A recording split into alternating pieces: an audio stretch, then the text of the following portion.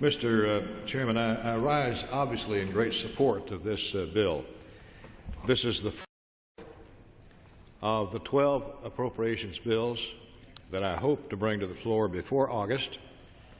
It continues to move the ball down the field toward our goal of completing all of our appropriations work on time within the framework of the Ryan-Murray budget deal.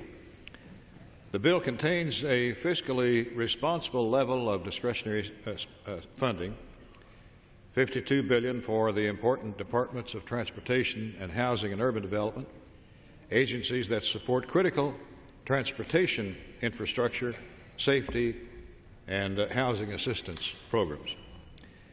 With this bill in particular, we had to make some smart but difficult decisions, as Mr. Pastor and Chairman Latham has said. Although the 302B allocation is $1.2 billion more than last year, when technical adjustments are taken into account, it's more than $1 billion below the current level. As Chairman Latham and Mr. Pastor has described, this is due to a considerable drop in Federal Housing Administration receipts that are used as offsets within this legislation.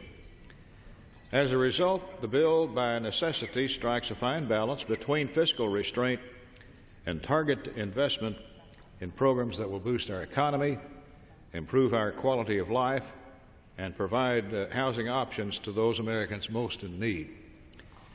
One of our chief priorities in this bill is providing key infrastructure programs with the funding needed to keep our economy moving.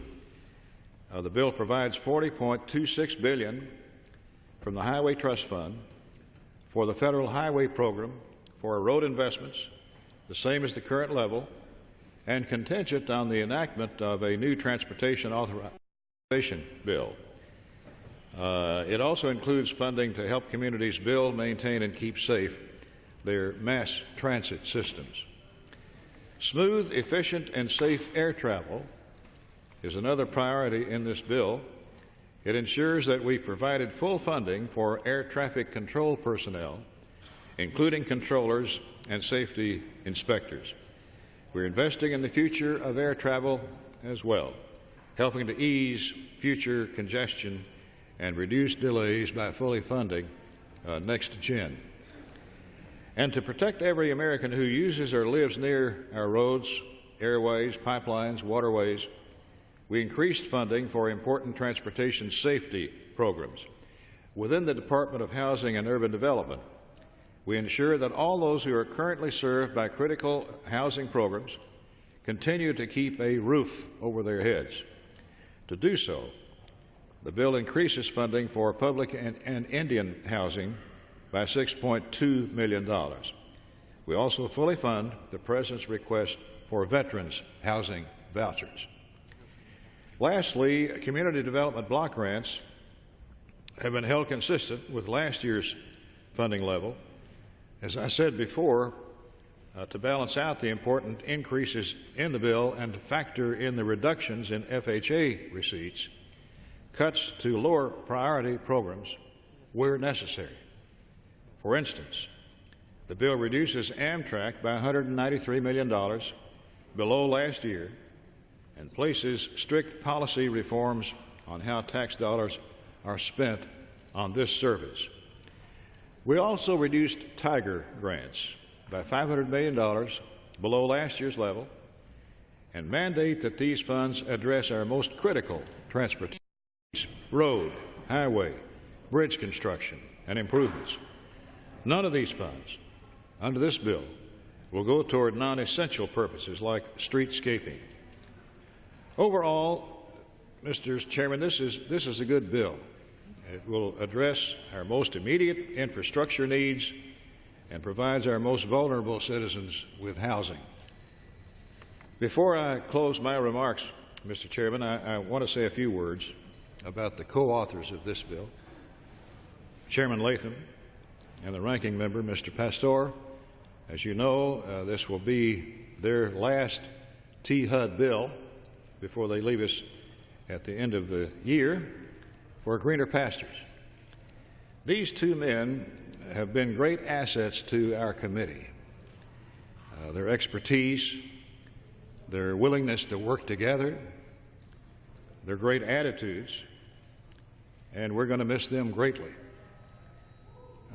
Their swan song, this bill, is a fine achievement, a capstone on 2 accomplished careers.